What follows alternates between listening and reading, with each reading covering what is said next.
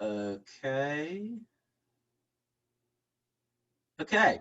We are live and we are recording. Thank you, everybody, for joining us for the Forum at Friendship. The Forum at Friendship is a program series that is part of the Ministry of Friendship Presbyterian Church here in Athens. It's an effort to bring our Christian faith and our faith tradition into conversation with our culture and with these times. And in that spirit, we are very glad that you're joining us tonight. Our speaker tonight is Dr. Nan McMurry, who is the Director for Collection Development at the University of Georgia Libraries in Athens. She also teaches the History of Medicine classes for the UGA History Department. And best of all, at least for us at Friendship Church, she is also one of our music directors. Nan has a PhD in history from Duke University with a specialty in the history of medicine, as well as master's degrees in music and library science from Duke's crosstown rival, the University of North Carolina at Chapel Hill. Tonight's topic is a presentation and discussion, and the title is The Inoculation Controversy of 1721. So with that, Nan, I hand it over to you. Okay, thank you. And it's so nice to see so many people, friends and people I've heard about but not met. So this is great. Thank you. All right, so my motivation for doing this talk was that although this coronavirus is new for us of medicine, I've been really struck by just how not new it is in terms of human reactions. And so it's sort of the more things change, the more they stay the same. And that was the motivation for putting this talk together. And what I want to do, some of you already probably know a lot about this, and some of you may have Googled and Wikipedia'd it at the last minute. So we probably have different levels of familiarity. So I am going to take some time to set the stage. It's kind of a long story and it takes a little while to set up. So I hope you can bear with that till we get to the point where we have some issues to talk about. And as Tom said, if you have questions, and if you are like me and you can't keep an idea in your head for more than 10 seconds, feel free to type it in the chat box, and one of us will be, I hope it'll be Tom, will be monitoring that. And I'm not real good with chat boxes. Okay, well, or at least we will have some rest stops along the way where you can ask some questions. And later on, I'm going to have questions for you too. So there will be some interactivity, but first we got to get the stage all set. So I wanted to start by talking a little bit about smallpox itself, just some basic medical facts, and from a modern point of view, just to again, because today smallpox no longer exists in the world, except we hope in high security labs. There hasn't been a real case of smallpox out there for about 50 years. It's been a long time now.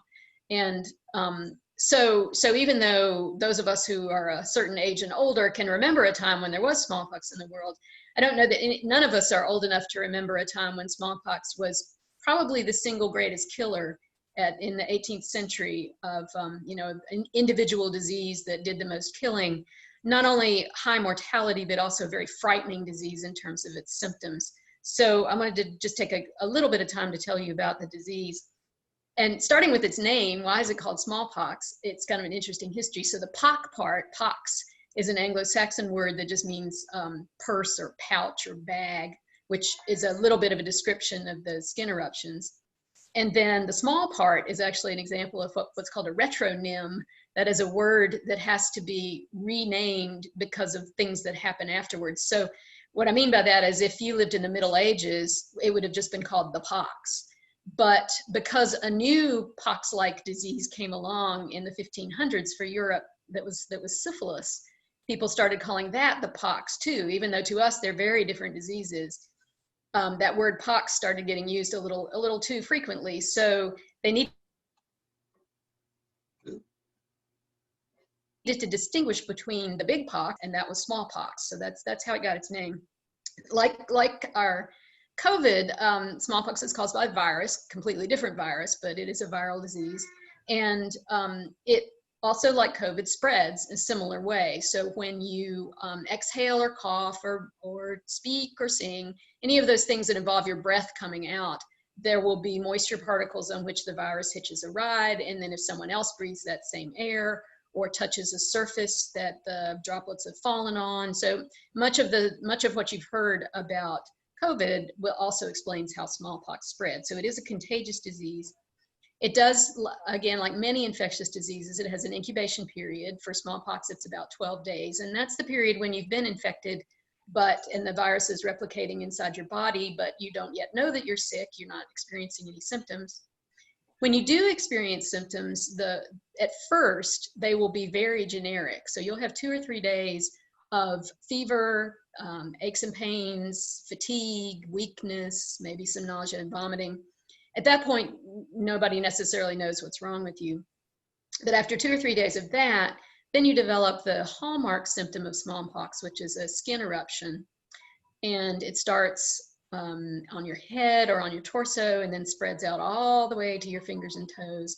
And it starts as sort of simple discolored spots like measles, but then those spots develop into kind of watery blisters and then eventually into what's called a pustule, which is a sort of hard and tough, nasty kind of blister full of pus or pus-like matter. And those blisters are very painful. So smallpox is a horrifying disease to experience and to observe if you know someone who has it, and it's painful.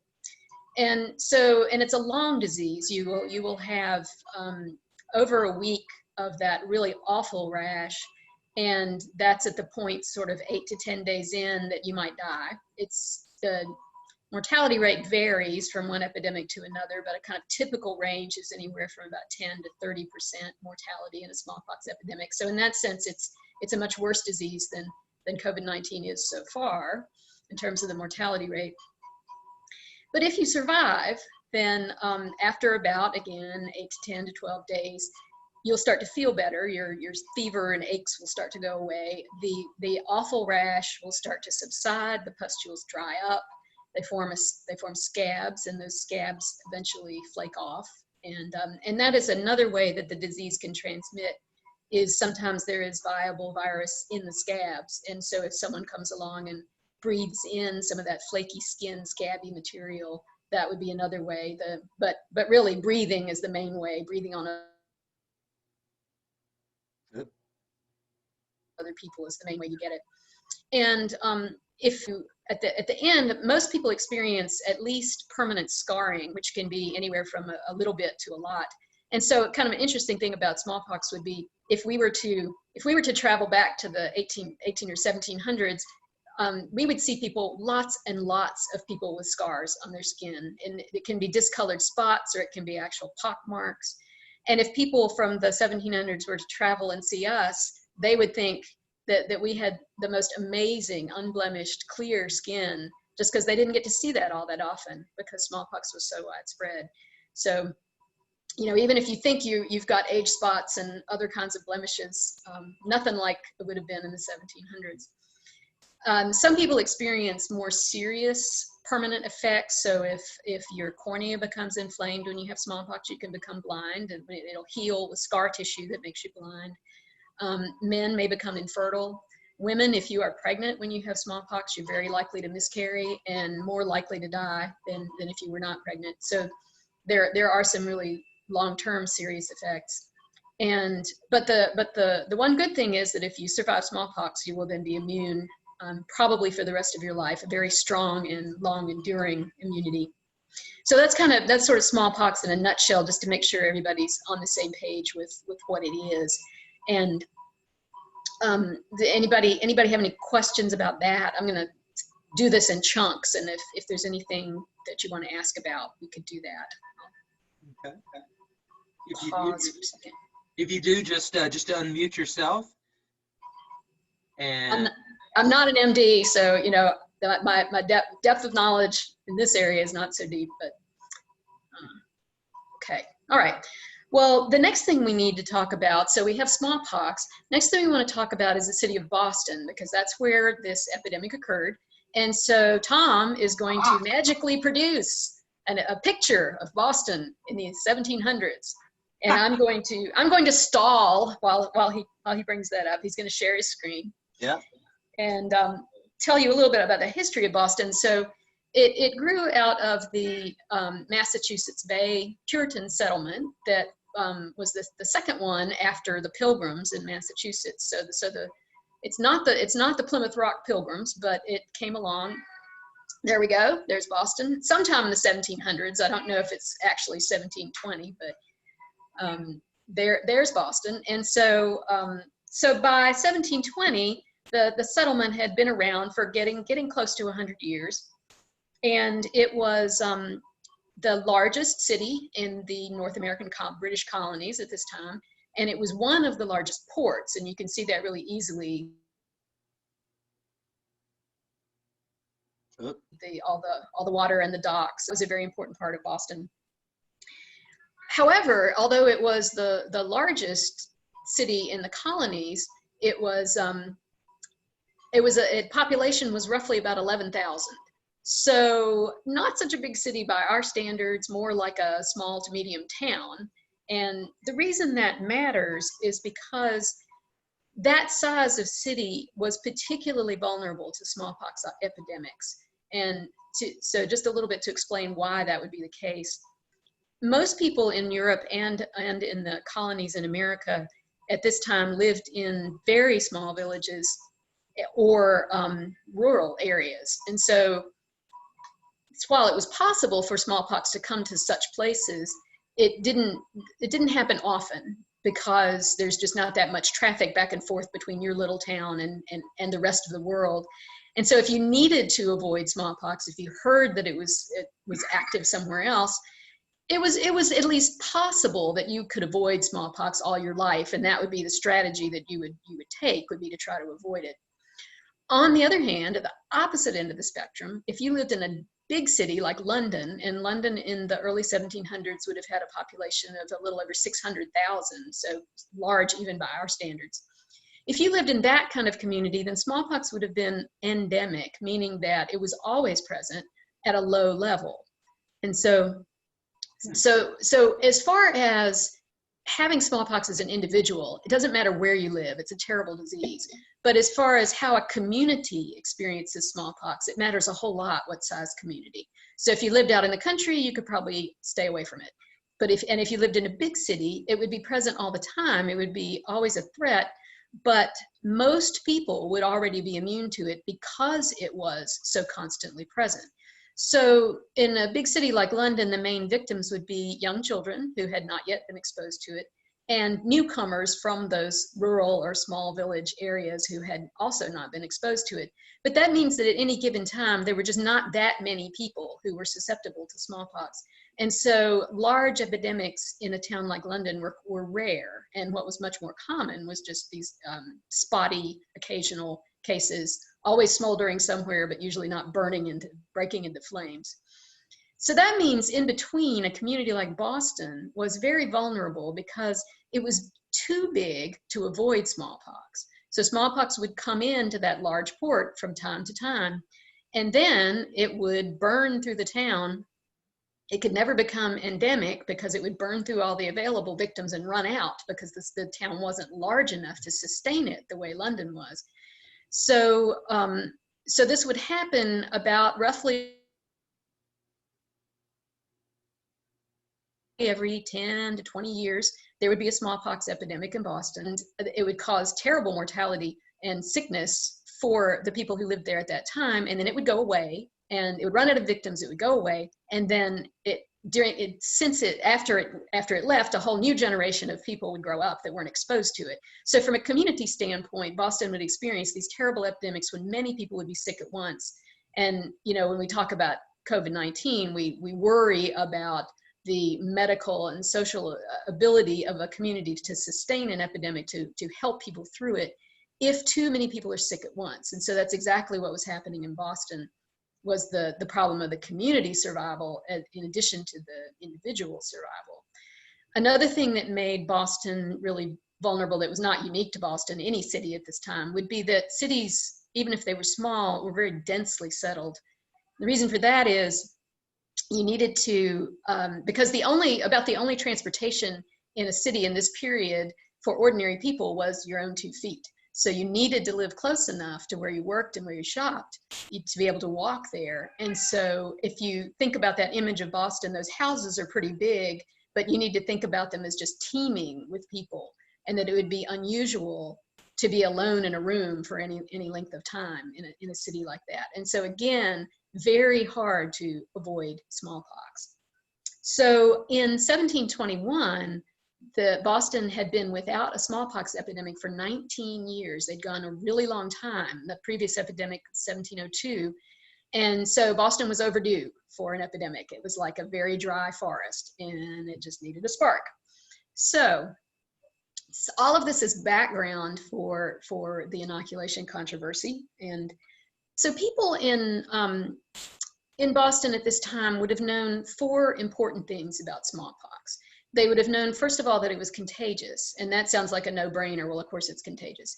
But in this time period, many diseases that we recognize as communicable were not seen as communicable at the time. So, for example, tuberculosis, we know that is a contagious disease, but people in the past thought it was a hereditary disease because it occurred in families, and that was a very logical explanation for people who didn't have a germ theory yet.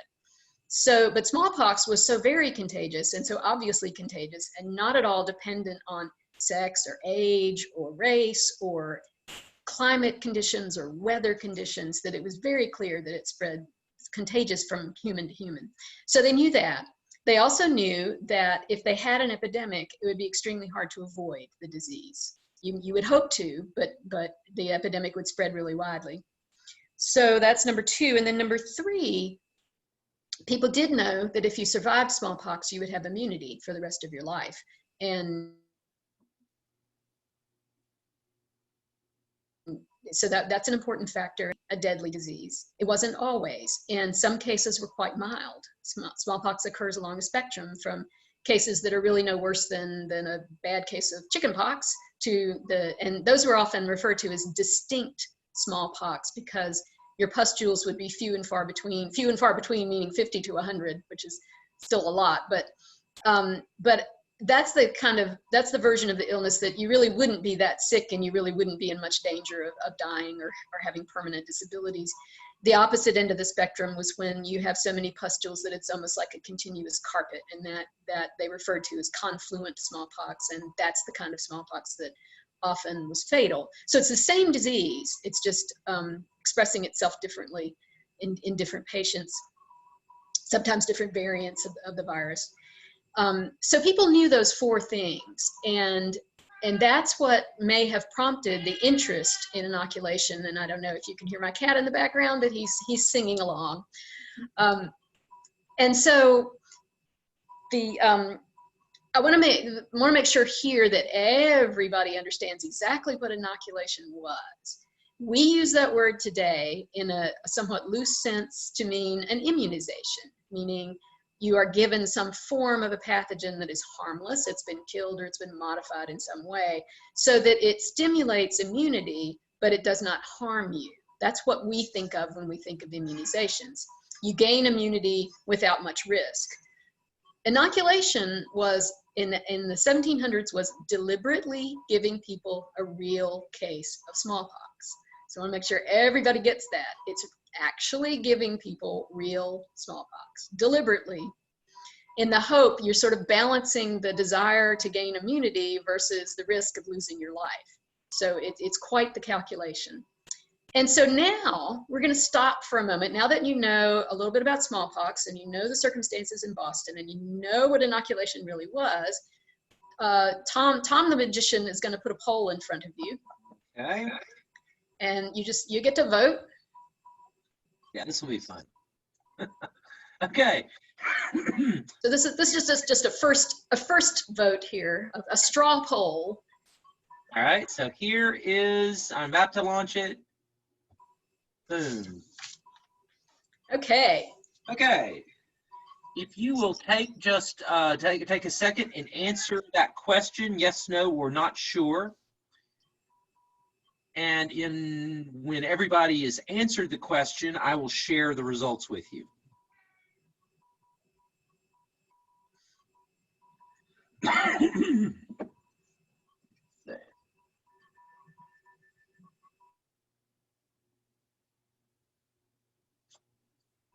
I'm not going to spill the beans too much, but these are interesting. These are very interesting results.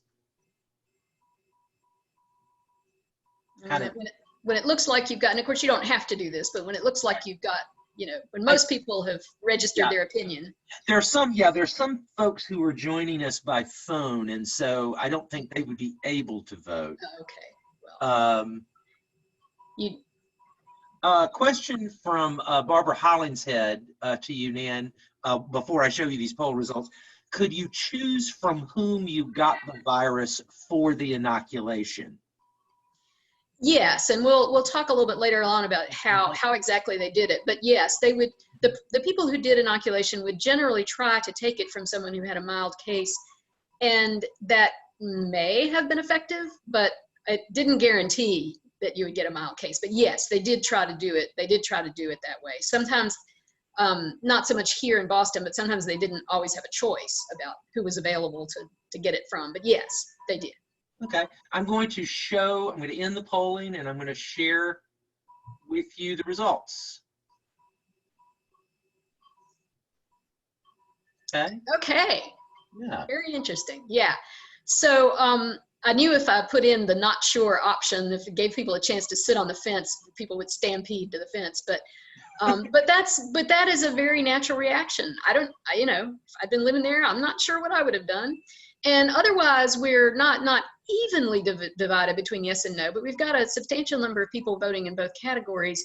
And I'll just tell you that I always ask my undergraduate students this, and this is almost always what happens, is that they too are quite evenly divided, no matter how many years I've taught this subject. So it's just kind of an interesting comment on human nature and risk taking and projecting what you would do in a certain situation. So good. Nan? Mm-hmm. There's talk of doing this with COVID, right? There's talk that people who get vaccinations will be deliberately infected with COVID to see if it works, if you're a volunteer. Oh, I see. That would be a question for I know we have a couple of people who know a whole lot more about the science of it than I do, so I would defer to them. Or yeah, but when I heard that was being done, I mean, I thought at the time, would I do that? Would I be willing to get a vaccination and then be deliberately infected to see if I was safe? And I answered yes. Mm-hmm. So I answered yes to this question. Okay, all right. And I'm going to pause again after, I'm going to do some more stage setting, and then I'm going to pause again and ask you exactly the kind of question that Bill is answering right now about what factors would motivate you to make your choice. But before we do that, I want to tell you a little bit more about the cast of. It's not, a lot of times for historians, we're the victims of great impersonal forces like economic trends and things like that. But this is a story that has some very definite personalities that had a lot to do with it. So the first one we want to talk about is Cotton Mather, and Tom has a picture of Cotton Mather to share with you. I do indeed. Hold on one second. Let's see. Well, was he a Presbyterian? He was not. He was a Puritan. Yes. He is kind of an ancestor of the general people that ultimately became Presbyterians. But yeah, it's an example of the Reformed tradition of Christianity from which both Congregationalism and Presbyterianism both evolved. And this is why we do this in a church setting, because I could never have answered that question. Okay, now that's Boston. There we go. There he is. There's Cotton Mather. Yeah. And this is, yeah, so Kevin just said he looks like Bach. And yeah. I will tell you that it's the fluffy wig. And I don't have pictures of the other two men that I'm going to talk about eventually. But if you just imagine, if you take away the clerical collar and you leave the fancy black suit and you keep the fluffy black wig, you've pretty much got any gentleman from the 1700s. So here's Cotton Mather as well as just about everybody else. So yeah, as you just heard, Cotton Mather is the Puritan's Puritan. He has a sterling pedigree. His grandfathers were, and that's why Puritans always have bizarre names, but his name, Cotton Mather, comes from his two grandfathers, John Cotton and Richard Mather, and they were both founding fathers of, not of the Puritan denomination, but of the Puritan enterprise in the New World. They had a lot to do with shipping and encouraging the Puritan settlement in the New World. Cotton Mather's father, whose name was Increase Mather, another strange name, was a very prominent minister and the president of Harvard College. So Cotton Mather comes by it honestly. He himself was sometimes referred to as a Puritan divine, meaning that he was an extremely learned and influential clergyman. He was probably the most learned person in all of the American colonies at this time. He wrote over 400 publications. And remember, a publication in those days meant you sharpened your quill pen, you dipped it in the ink, you scratched on the paper, and you wrote it all out by hand before you took it to the printer. So, you know, producing a publication was quite the achievement. So Cotton Mather, and he too had a large congregation. He's a very influential and powerful figure.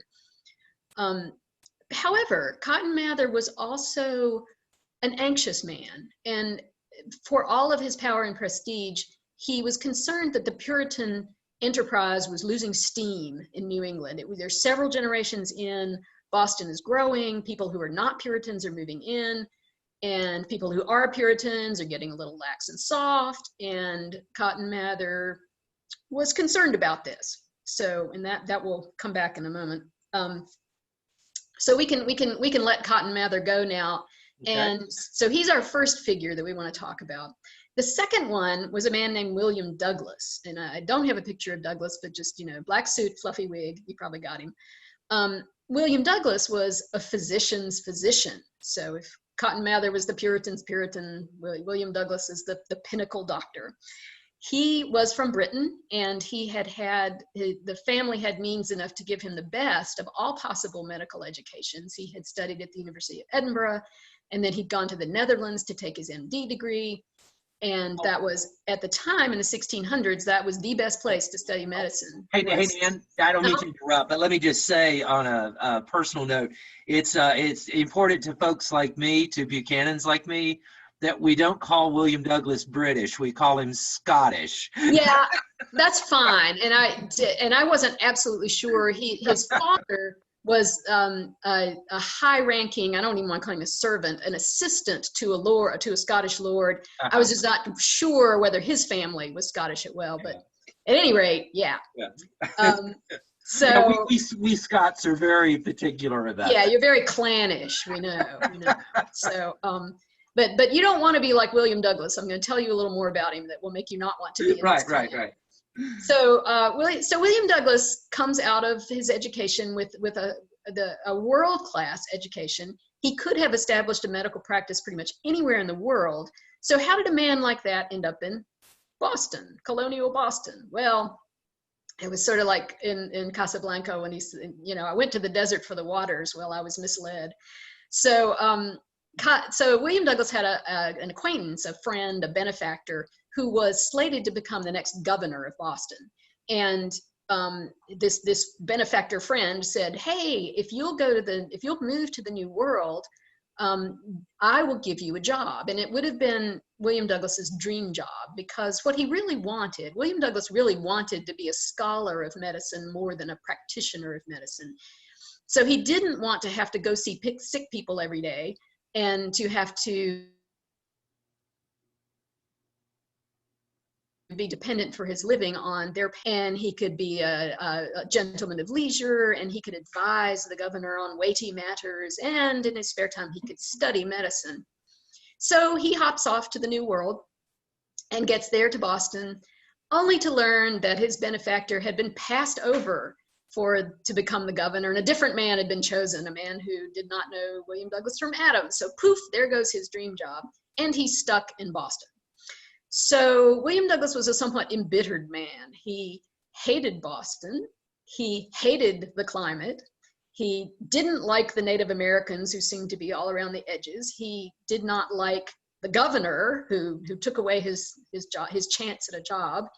He hated the Puritans. They were too narrow-minded. He disliked the sort of podunky nature of Boston. There was no sophistication. There was no refinement. And he also hated his fellow practitioners because none of them had MD degrees. And there was no medical school in America at this time, and so every doctor in America was trained by apprenticeship, unless they immigrated like Douglas did. So he's not a happy guy, and in fact, he was sometimes referred to as a snarler. That's what they called him in his own time. Mm-hmm. So we have two alpha dogs here, each one at the head of his profession. And each one very powerful and influential, and each one dissatisfied in some way, each one feeling that he wasn't being listened to as he deserved to be listened to. So these two powerful figures are going to come to a head-on collision over the issue of inoculation. The irresistible force will meet the unmovable object over the question of inoculation. So now, we have another poll for you. This is the last one in case you're not a big fan of polls. But this time, knowing those two characters, Cotton Mather, the Puritan's Puritan, William Douglas, the high-ranking physician, which one of these two do you think was the one who was promoting inoculation? Okay. Right? Here I am. I am launching it. There it goes. So you're going to vote for whichever one you think would have been the proponent of inoculation. And we'll assume that the other one is the opponent.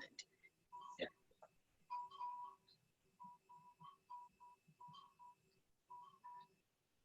Yeah, Nan, they're not falling for it.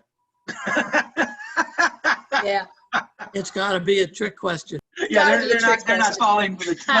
Most aren't falling for the trick. Well, especially now after you labeled it as a trick question. No. That's okay. No. Actually, almost all the answers were in when I said that. So, all right, we'll just give another few seconds. Okay. All right. Okay, we'll go ahead and end it here. I didn't get the poll question. Oh, you never got it. So Jennifer, the question is, which one of these? Do it again. Vote again, if you will. Yeah, go ahead. Vote early and often. Yeah. Okay. Got it. And vote, and if you've already voted, vote as you did before. Vote as you did before. I mean, just be honest. I mean, this is a church-sponsored event. You shouldn't lie. Am I allowed to do this in November?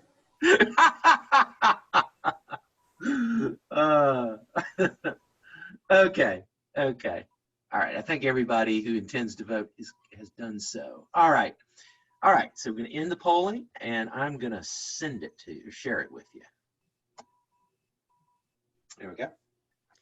Yeah. So it was indeed a trick question, and it was in fact Cotton Mather who was the big champion of inoculation, and William Douglas was the immovable object, the big opponent of inoculation. I cheated, Nan. I read the book.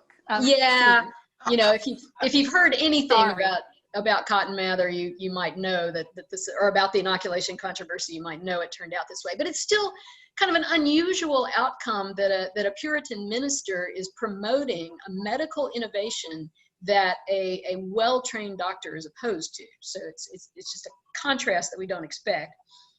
So that might leave you wondering, well, how did someone like Cotton Mather even know what inoculation was? So how he got that information is an interesting part of the story. And Yeah, I'm looking at the time and thinking, oh, better move along. But so Cotton Mather, in addition to being a very learned about theology and matters of religion, was also deeply interested in what was called natural philosophy, meaning science and meaning medicine. That was sort of his second most favorite topic. And he went after it with the same energy and intelligence that he did about religion. Where he heard about inoculation from two different sources well before this 1721 epidemic. In around the year 1706 or 1707, this is going to sound very strange, but Cotton Mather's congregation gave him the gift of a slave. And we don't really think about it happening that way, but this was a fairly common practice in the northern colonies as well as the southern colonies for people to own slaves and for slaves to be not only bought and sold, but to be given as gifts. And so this slave, we don't know his real name, but Cotton Mather named him Onesimus from the New Testament, a slave who was converted to Christianity. And for some reason, I don't really know why, Cotton Mather asked Onesimus if he had ever had smallpox. It may have been just trying to ascertain if that was going to be a problem if smallpox came along. And Onesimus gave him an odd answer, which was yes and no. And then he described that among his people in Africa, there was a practice of making a little scratch in the skin and introducing some smallpox matter. And then people would get a little bit sick, but not very. And after that, they could not get smallpox. And so Onesimus himself would say, well, I'm not sure whether I should really say I've had smallpox or not. So Cotton Mather goes around, and just to make sure he's not just being wound up by a wily slave, he goes around and asks some more people in the African-American community. And indeed, many of them said, oh yeah, we did that. We did that back in Africa. That's nothing unusual. Okay, so that's one source. And then the other source came from the Royal Society in England, which was one of the world's first scientific society. It's a society that actually preceded scientists, in that there was no such thing as a professional scientist in this time period, but there were many educated gentlemen who were interested in science. And the Royal Society provided them with a forum where they could get together and talk about matters of interest. And if you lived in London, you could get together.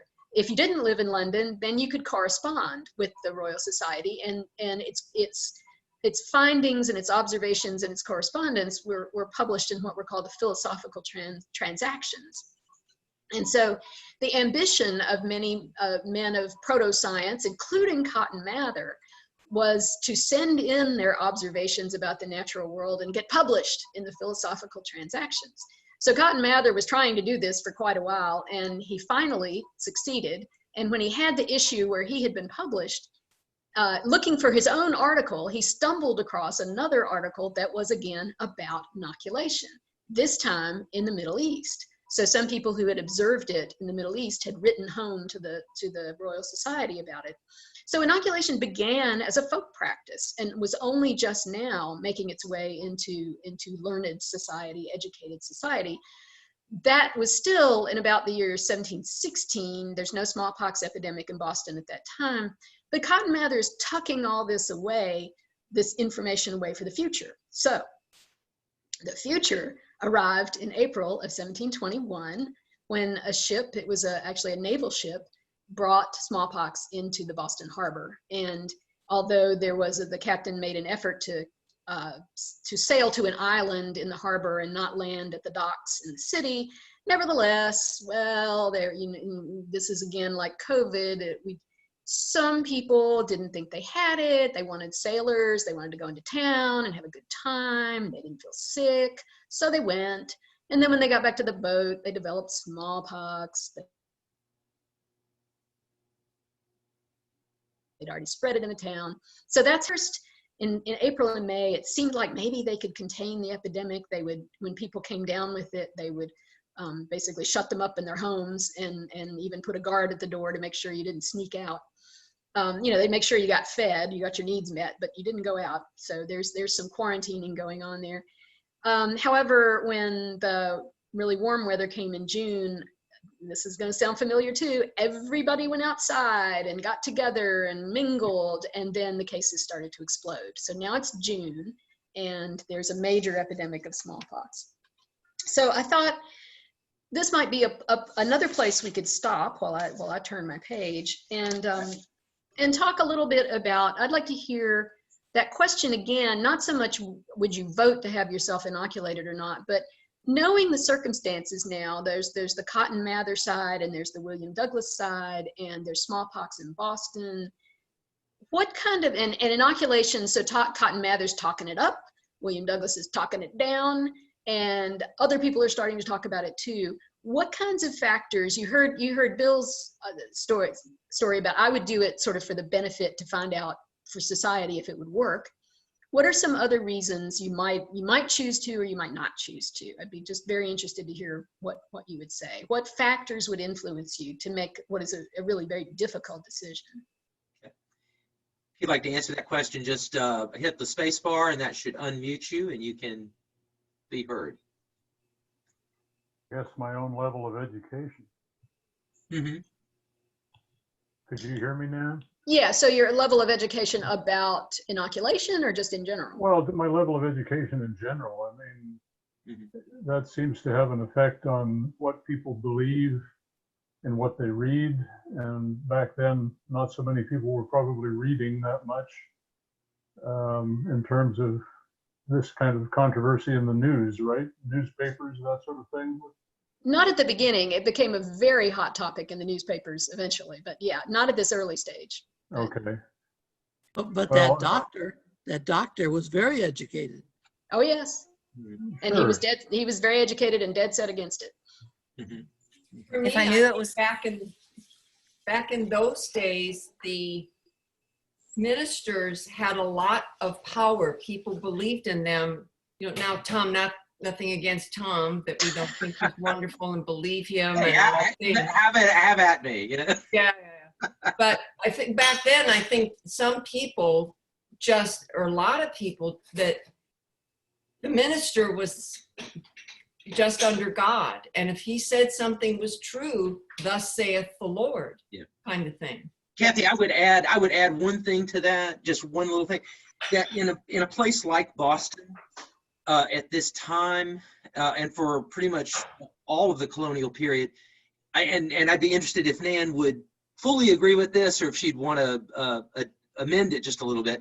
But my sense is that the chances are is that in that time and place, that there's a good chance that the most educated person in the community is the minister. Yes. That, so it's yeah, there's the religious authority part, but there's also the fact that the minister, there's probably a pretty good chance the minister is in fact the most educated person in the community. Yeah, so in a larger community like Boston, there would be a number of educated people from different walks of life.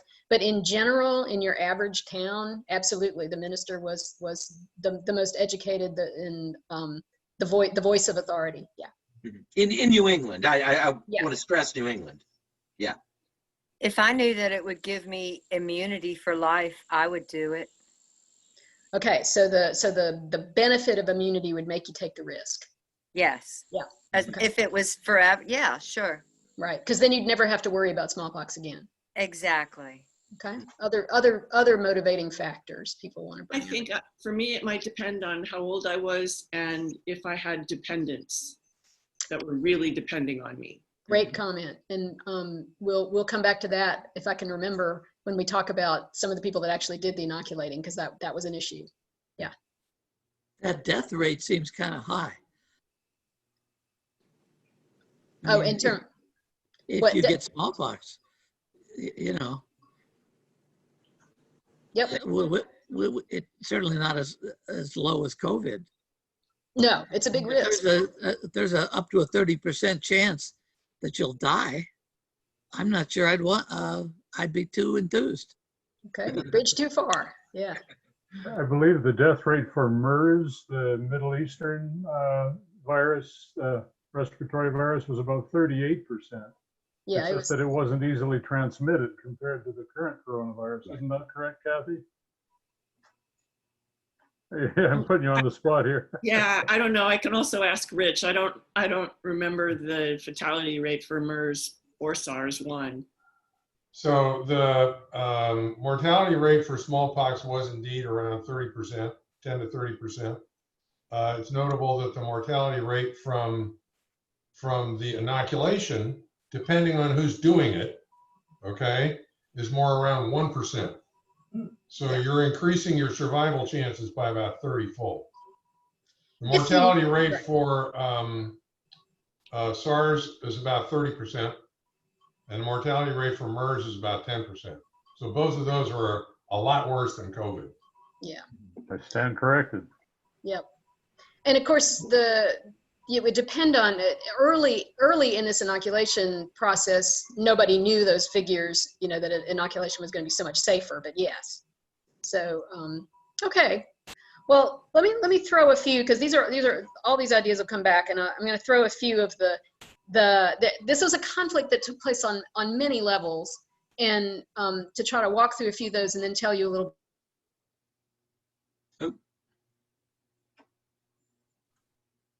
You already know about. Can you all hear me? Yes. You got muted for a while.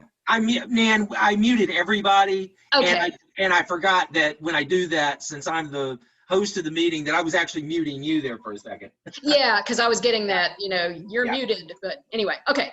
So preachers versus doctors. You might think that, and so the question is, who has the authority to speak on this question of whether inoculation was a good idea or not? Who is the expert here? And, you know, again, you might think it's a no-brainer that it's the doctor, but in fact, for the reasons some of you have mentioned, it was there. So Cotton Mather is known to have a lot of knowledge. He's known to be learned in many fields. His stature as a scholar, in general, ministers had higher status in society than doctors did. You know, it's not so true today. Sorry, Tom, but yeah, the minister was would be one of the leading citizens, and people would very much believe that. And the other thing is, whose turf is it anyway? We think of diseases as being medical turf, but in this time period, there was a connection between sin and disease. And if you were sick, you might call a doctor, but you might call the minister, not to make you well, but to make sure that your soul was in good condition for what might happen next. And a lot of people just doctored themselves. They didn't necessarily respect doctors or go to doctors, and so they might not see doctors as the leading authority. And so we have a situation where William Douglas was shocked. I'll read you a quote of his here. He said, "The ministers do meddle in matters not in the least appertaining to them." So William Douglas was shocked that the ministers were trying to steal the show.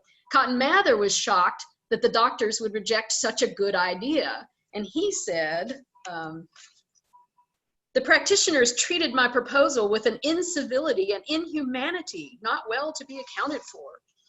So there's the preacher versus doctor thing, but then within the religious community, there was also, even though Cotton Mather was the alpha dog and many people followed him, there was dissent there too. Everyone in this time period made a pretty close association between disease and sin.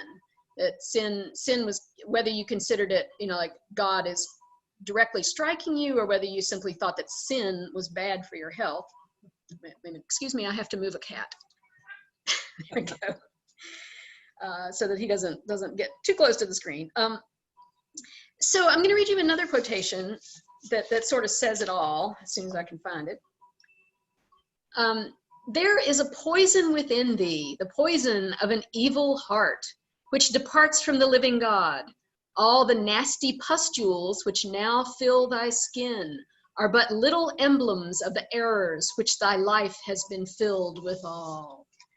So guess who said that? Cotton Mather.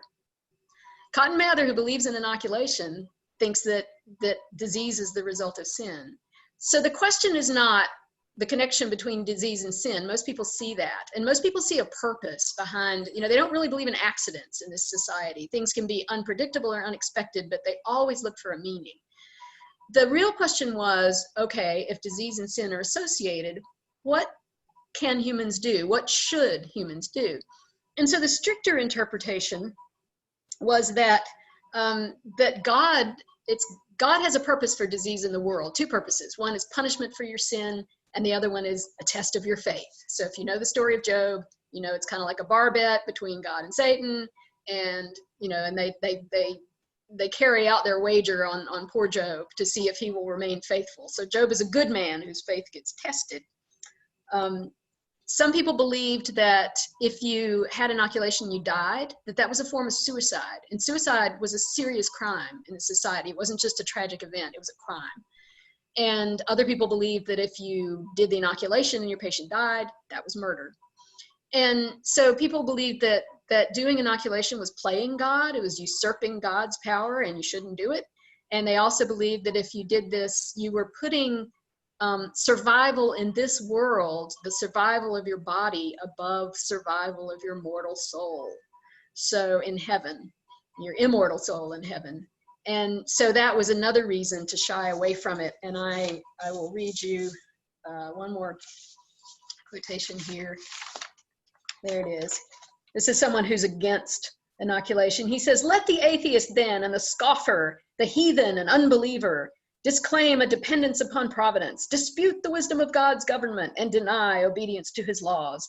Let them inoculate and be inoculated, whose hope is only in and only for this life on earth." So there was quite a lot of religious opposition to inoculation. What did Cotton Mather have to say about this? Well, he took the other view, which was that God provided inoculation just as surely as God provided smallpox, and that it was there for humans to avail themselves with. And an analogy with, so it's a sinful world, God sends Christ into the world to redeem the world. Smallpox is a bad disease brought about by sin. God provides inoculation as a way as a mercy, an act of mercy. So the religious community is divided. And then we have doctors versus doctors. Even though William Douglas was kind of the chief of the doctors, and most people fell in line. Most people fell in line according to their tribe. If you were in the religious community, you tended to line up behind Cotton Mather, even if you didn't know anything about inoculation. And if you were a doctor, you tended to line up behind William Douglas. So there's definitely the kind of thing we see now where people stay faithful to their tribe. But one doctor who did not march to William Douglas's tune was a man named Zabdiel Boylston. So Zabdiel Boylston on the surface was kind of would appear to be sort of an ordinary man. He was apprentice trained, he was local. He had a very successful practice, but he did not travel in the highest circles like William Douglas did. And he was a quiet and sober man who did not, unlike Cotton Mather and William Douglas, he did not seek the limelight. He just wanted to go about his business. But in some other ways, he was a pretty extraordinary man. He, in the previous smallpox epidemic, when he was a young doctor just finishing apprenticeship, he deliberately exposed himself to smallpox. Not inoculation, regular smallpox, because he said, I can't be a doctor if I'm not immune to smallpox, if I'm afraid of smallpox. And he was so sick that he almost died. His own preceptor gave him up for dead, but he survived.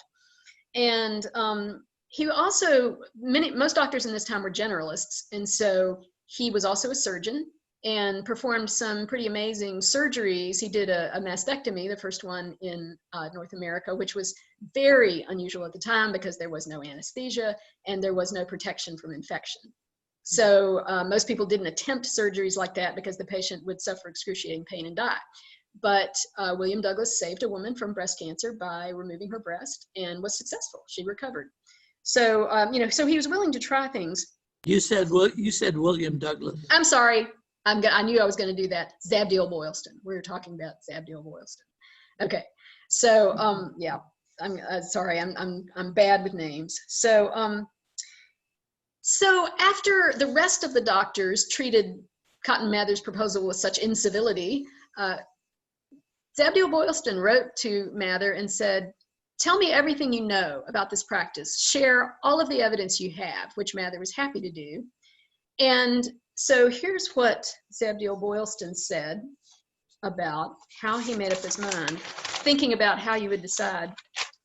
He says, Dr. Mather, in compassion to the lives of the people, transcribed from the Philosophical Transactions of the Royal Society the accounts of inoculating smallpox and sent them to the practitioners of the town for their consideration, upon reading of which I was very well pleased and resolved in my mind to try the experiment. So here are his reasons. He says, I well remembered the destruction of the smallpox 19 years before, when last in Boston, and how narrowly I then escaped with my life. So his personal experience is driving him. And he also says, and pray let us consider what this method is in procuring the distinct smallpox. It prevents the confluent, some of the bad symptoms attending which are violent inflammations and swellings in the eyes and throat, so that the patients cannot see or scarcely breathe or swallow anything to keep them from starving. In some, the pock runs into blisters in the skin, stripping off, leaves the flesh raw. So he has a very graphic description of what bad smallpox can be like, and he wants to prevent that.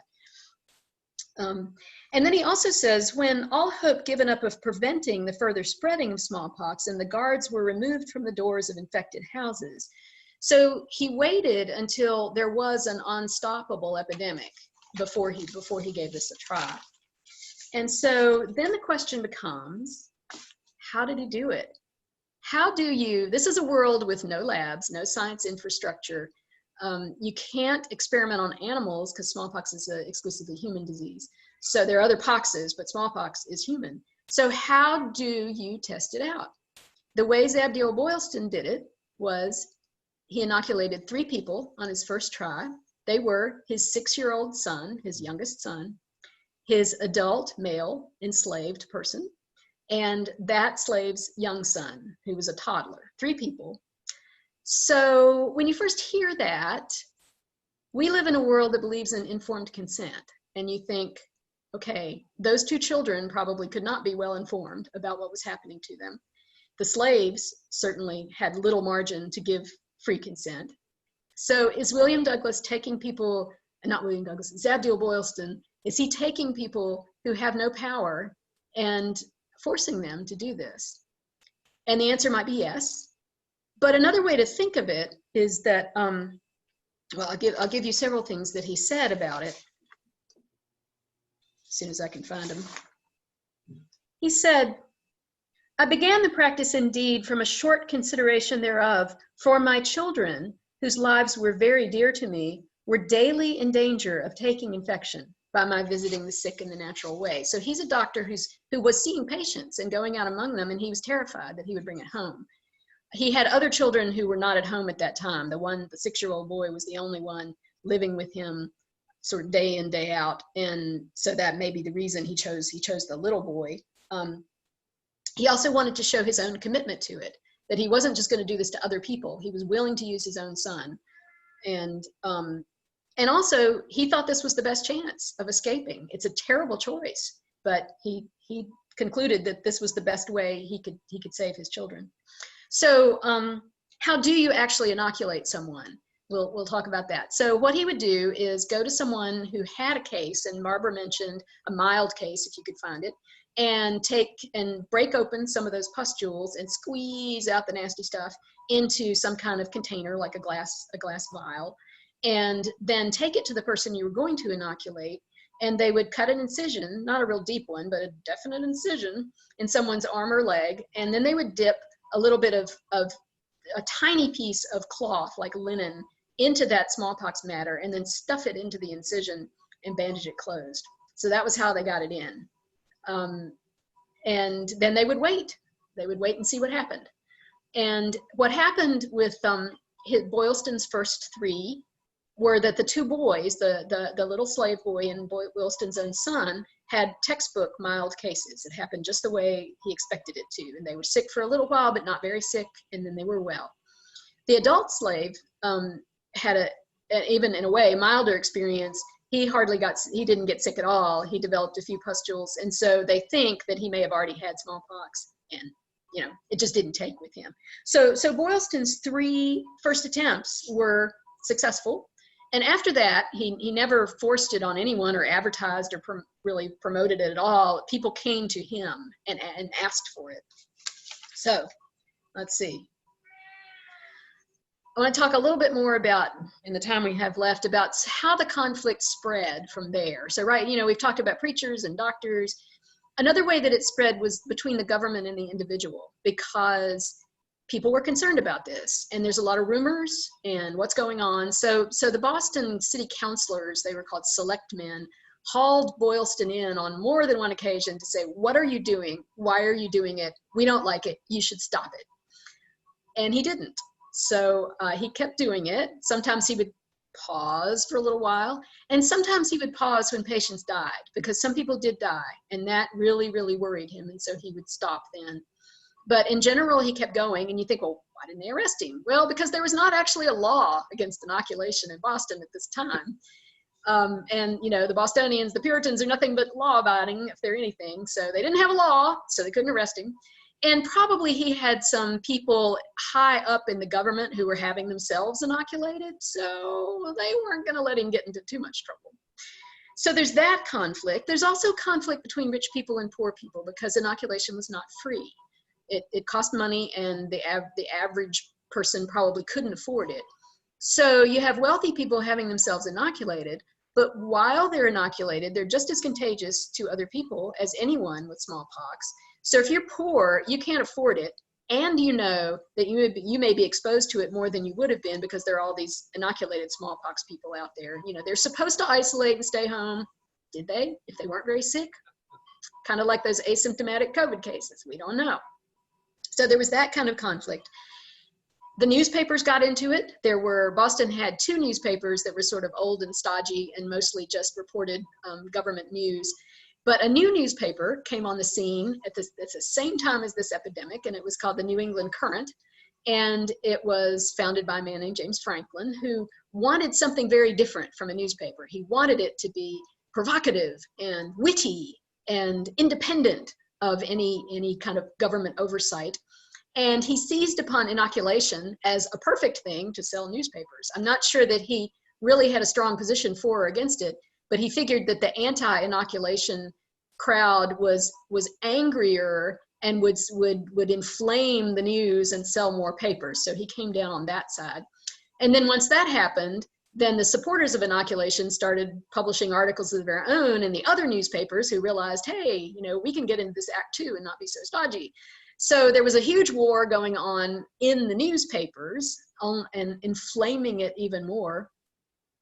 And so a couple things happened that sound a little comical to us today, but give you a sense of when you have a conflict like that, and there isn't a definite right answer that people knew about at the time, then sometimes things will start to go wrong. And you know, people don't have a constructive way to solve their conflict. And so they start working on it in not so constructive ways. And we've seen that with, you know, people getting killed over wearing a mask or not. So 2 things happened. One was that somebody put tar all over what they thought was Zabdiel Boylston's saddle as a way to, you know, mess up his pants and shame him. It turned out that it wasn't actually Boylston's saddle, it was somebody else's. So somebody else got the tar butt.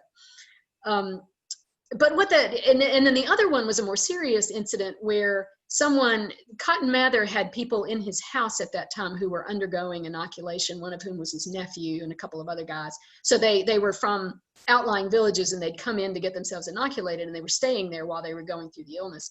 And so someone threw a homemade bomb into Cotton Mather's house. It was I always think of it as looking like one of those cartoon bombs, you know, black and round with a fuse. So it had turpentine and gunpowder and a fuse. And if it had gone off, it would have caused quite an explosion and quite a fire. As it turned out, it you know, those windows with little panes in colonial New England, it hit one of those and went into the room, but fell apart and didn't cause any harm. Excuse me. But what the funny thing about it is that someone had attached a note to it. And I'll read you the note. It's quite a long note. It says, so this is attached to the bomb now.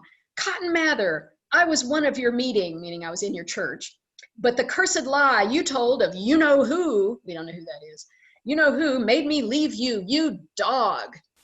And damn you, I will inoculate you with this, and a pox to you too. So it's a bomb, and it's got a note attached to it. You have to think, did this person really mean for the bomb to go off? Because then the note would have burned up, right? So, you know, it's one of those weird incidents that we can kind of laugh about now. You dog, I will inoculate you with this. But it was very frightening at the time. They never caught who did it. And so both Boylston and Mather lived in a fair amount of of fear for that whole year as to what might happen if things got too hot. Okay, so we're coming to the end, and I think the epidemic, there's not much to tell about the epidemic after this. It sort of peaked in October and November, and that's when this bomb and the saddle incident happened. And then gradually it declined into the spring. So it lasted about a year altogether, but it got to the point where inoculation was really no longer needed. It was possible again to avoid the disease. And so Boylston stopped inoculating voluntarily, not because anybody made him at that point in the spring. So now I think we've already heard this, but now let's put up that final table so you can see the results. All right. Let's see. Okay.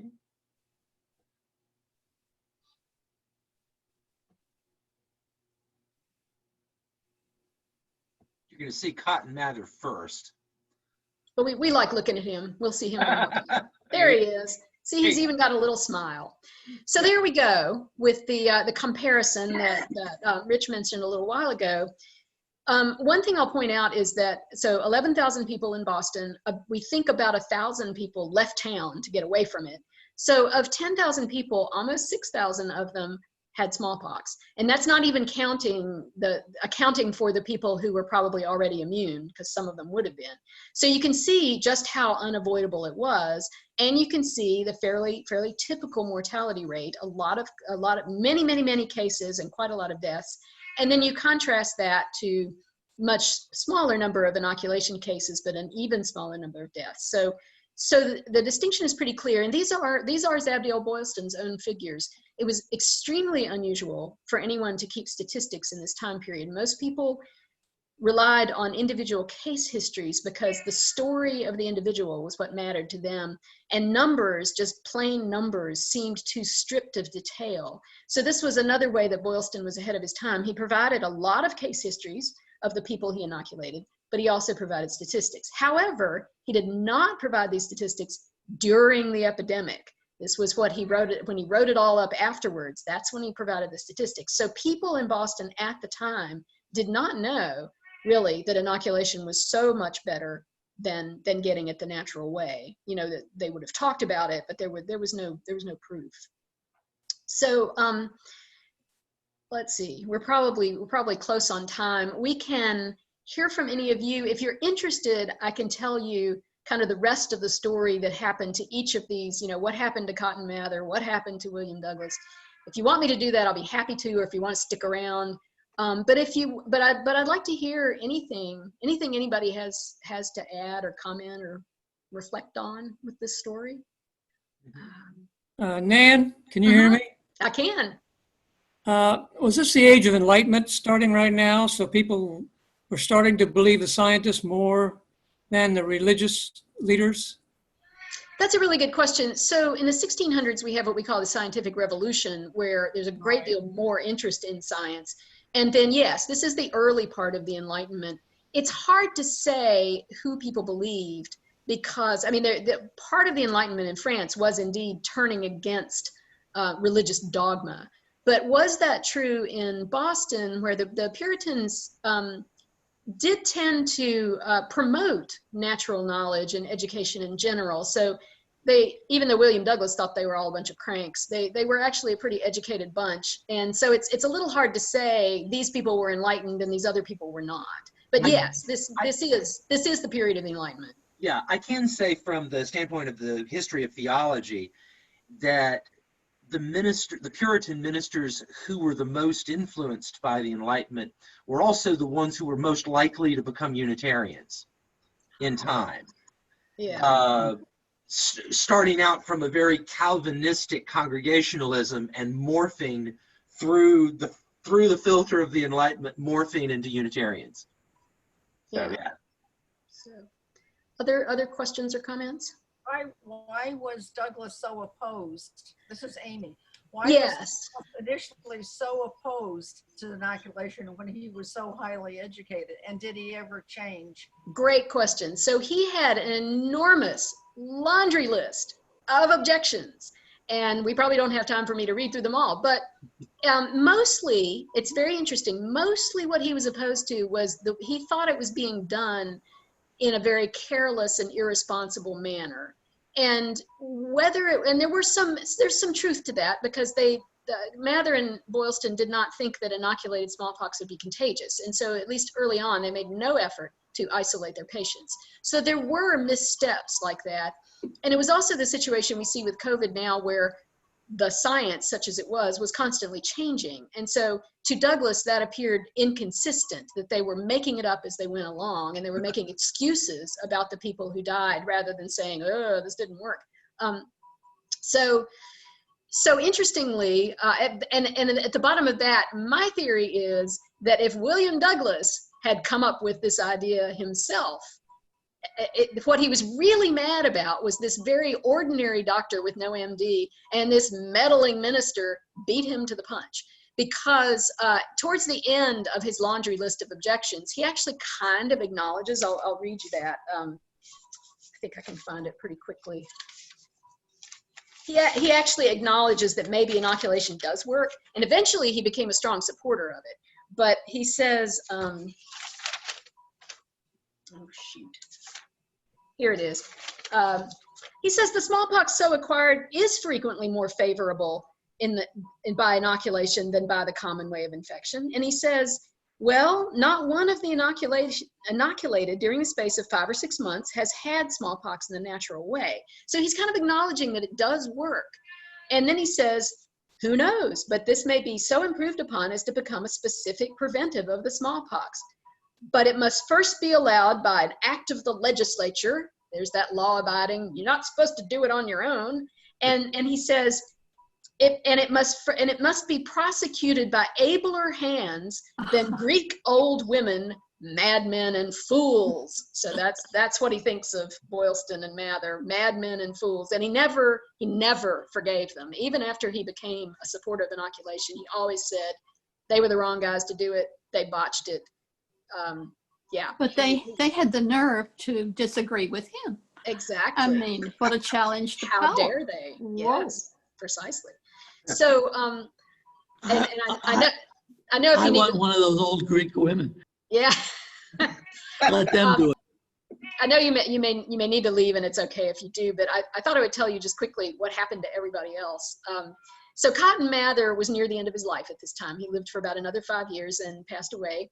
And but he had at least the satisfaction of seeing that inoculation had triumphed in Boston, at least at that point.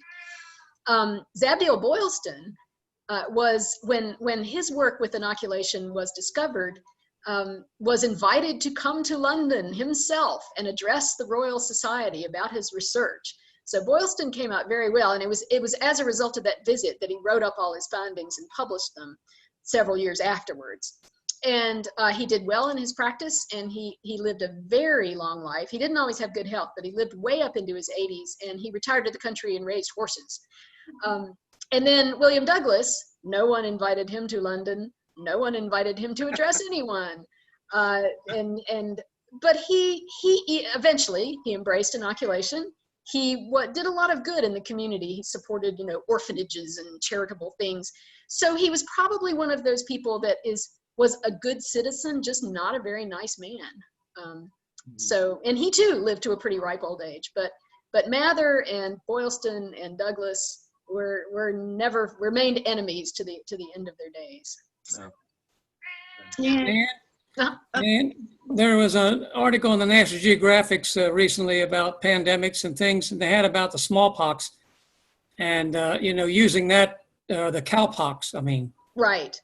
And people didn't want to have that inoculation because they thought they'd turn into cows or start to moo. Yep. Yeah, and that was one of the objections to inoculation, not just that, because you didn't know what you were getting. You were getting something from somebody else, and who knows what, along with the smallpox, what else might you be getting? And so that same fear came along. So what happened was inoculation remained somewhat controversial, but it also became more commonly practiced. It became very common by the end of the 1700s to have yourself inoculated. And they were able, just by kind of trial and error, to drop the mortality rate even lower using different methods. And Edward Jenner, the one who came up with vaccination Yeah. for smallpox, was in fact an inoculator to start out with. And it was that he could not get certain people to take the inoculation. It didn't work, just like it didn't work with Samuel Boylston's slave. And that's what set Jenner thinking, well, why is it not working with these people? What is it? And that's when he found the common element was that they had all experienced this other pox disease, which led him to think, well, maybe that other pox disease, he wouldn't have put it in these terms, but created cross immunity to smallpox. And that's where we got vaccination from smallpox as a direct outgrowth of inoculation. Yeah, that article is pretty interesting how the British actually took people infected with cowpox to the New World and even on over to, I think, or the Spanish maybe, I think it was, wasn't it? To the Philippines and everything to inoculate everybody. Yeah, because it was very hard. You know, all we hear is cowpox, vaccination, yay! But it was actually kind of hard to keep the cowpox going. It was not nearly so widespread and contagious as smallpox. So they had to do it that way, sort of through a chain of real people with cowpox. You sort of, take them along with you. And it was very hard to ship it and have it still work. So you had to work through people. Yeah. Yeah. From Boylston statistics or case studies, do we know what kinds of people did take the inoculation?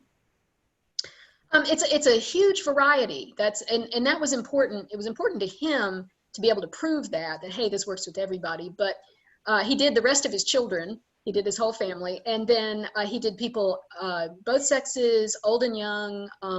It's a real random assortment of people. And yeah, so people who were in very good health and even some people who were not in such great health. And yeah, so, and it didn't seem to have any patterns of, women or men or old or young or anything like that. It's not a huge sample anyway, but yeah. And the deaths, he tried to come up with reasons for the deaths. In some cases, it may have been that people were exposed to real smallpox before they had the inoculation. And so what they actually had was a bad case of natural smallpox, because how could you tell? And in some cases, a person might have been in ill health, or he had reasons that made sense in the context of the medicine at the time. But when we read about it now, you kind of think, don't really know why some people had such a bad reaction and ended up dying. And some people had bad cases but survived. Anyone else have any questions or comments? I just have a couple of comments. One, I got the mortality rate with MERS and SARS backwards. SARS is 10%, MERS is 30%, if anybody cares. And the other, first of all, thank you. This is wonderful. I'm pretty familiar with Boston, but I had no idea who Boylston was. Okay? Yeah, and there's a street named after him, and a statue, in Boston. Absolutely. Common. So now I have a new appreciation for that and a real affinity for it. I just wanted to comment that my understanding is that the reason that inoculation works is that you're introducing the virus by a route other than its natural route. Okay, it's ordinarily acquired as a respiratory infection, and that leads pretty quickly to a systemic infection, which gives you this widespread disease all over your body. Okay, and when it's introduced into the skin in your arm, even though I've seen illustrations, a pretty nasty gaggle of lesions that can cover your own arm, it seldom led to the sort of systemic spread that gave you pox all over your body. And so my presumption is that the reason the mortality rate was lower is because because of the route of inoculation, you were less likely to get the systemic disease. And I used to use this in my classes as an example of how the pathogenesis of a disease could be influenced by the route of inoculation. Well, that's really interesting. I'm so glad you said it, because that's kind of a mystery. When people ask me, why did it work? I'm kind of like, I don't know. And my understanding is that there were, different, I think you mentioned this, different practitioners had different success rates. Yes. Okay. And I think that had to do with like how deeply Mhm. you scraped it into the skin and et cetera. And so it was an art as much as a science. So Yeah, if you were shopping for an inoculation, it would pay to do your homework. Yeah, because early on, that medicine in that time period, if they were going to do something like that, a deep, they just decided a deep incision would be better. Later on, they went back and studied the accounts from the Middle East that were all about little scratches, not deep incisions. And that does seem to have made a difference. But what you said, I'm going to read you another quote from Cotton Mather, because that whole idea of it being, if it's introduced into the skin, it doesn't create a systemic infection, or at least not as easily. Mather has an interesting analogy for why it works, and you'll see how similar it is. He says, whereas the miasms of smallpox being admitted by way of inoculation, their approaches, I got to go back. With natural smallpox, the enemy once got into the very center of the citadel, and the invaded party must be very strong indeed if it can struggle with him and entirely expel and conquer him. Whereas inoculated smallpox, being admitted, are made only to the outworks of the citadel at a considerable distance from the center of it. The vital powers are kept so clear from his assaults that they oblige him to march back out the same way he came in. So it's very similar to what you just said, except, military analogy. Nan, Mm-hmm. my parents were inoculated with a scratch. When They were vaccinated, right? Not inoculated. Well, yeah, vaccine, yeah. I guess. But it was still a scratch, and it was on it wasn't a shot as such. Yeah. And when I had it, it was just a lot of pinpricks. Yeah. Even though my scar is round, theirs was a slash. And I can remember it being really pussy. Because I can actually remember it too. I remember the pediatrician talking to me about it, and he kind of went around in a little circle of pricks, and So all of us of a certain age will have had that experience, if you remember it or not. Yeah, we all remember. Yep, and that's what I always tell my students. If it ever comes back, you guys are toast, and the rest of us will have a good chance. I sent this. I'm sure you know this one, Nan, but just as an addendum to the Jenner story, because I think this is fascinating. Because he was an inoculator, okay, he routinely infected people with smallpox. Mm-hmm. When he did his experiments with cowpox, his first experiment was to use cowpox on a kid, James Phipps, 9 years old, and then wait for, a couple of weeks or something until that healed. And then he actually challenged him, much like the COVID experiments that are being suggested, by inoculation. So he introduced smallpox into him, and the kid didn't get smallpox. Yep. Yeah. So very interesting. I never change.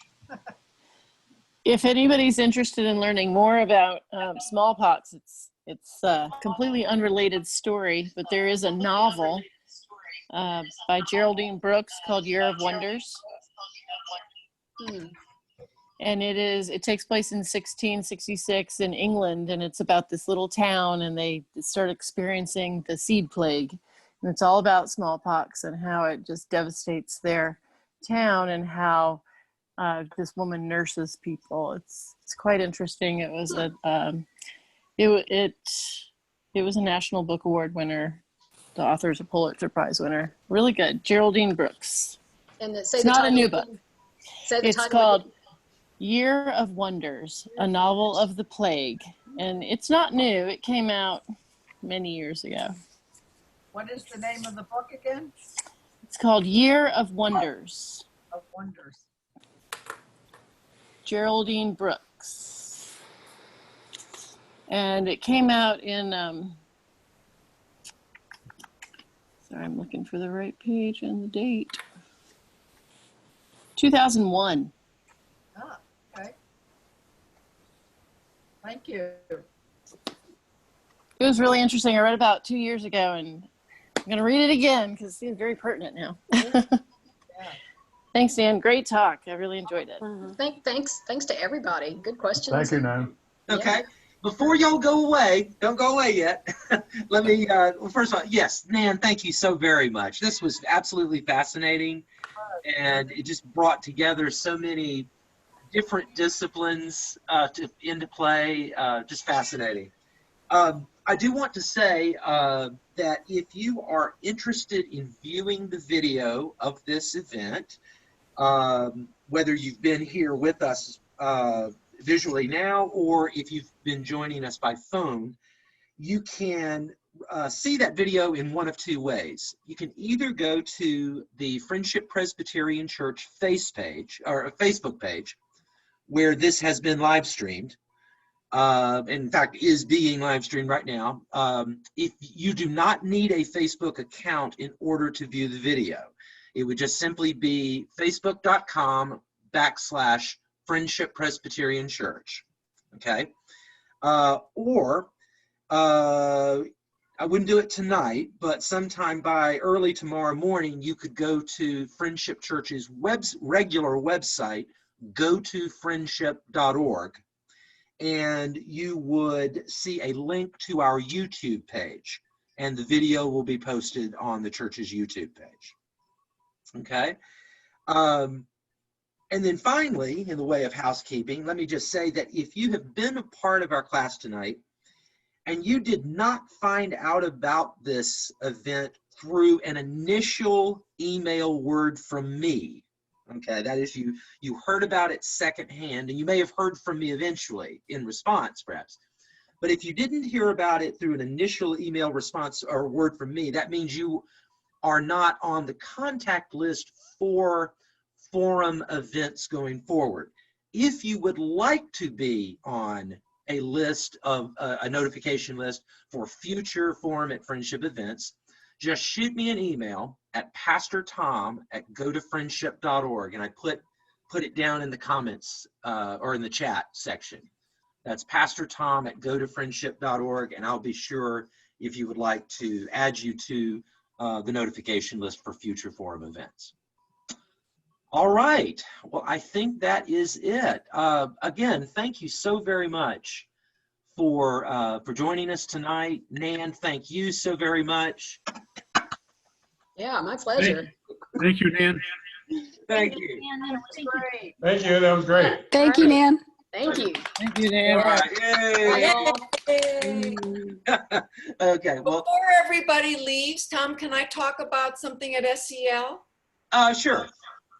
If you're interested in this, Tom's a part of something called SEL, Seniors Enriched Living. And we are having, our classes are starting. It's like Ollie, only it's in Fulton County.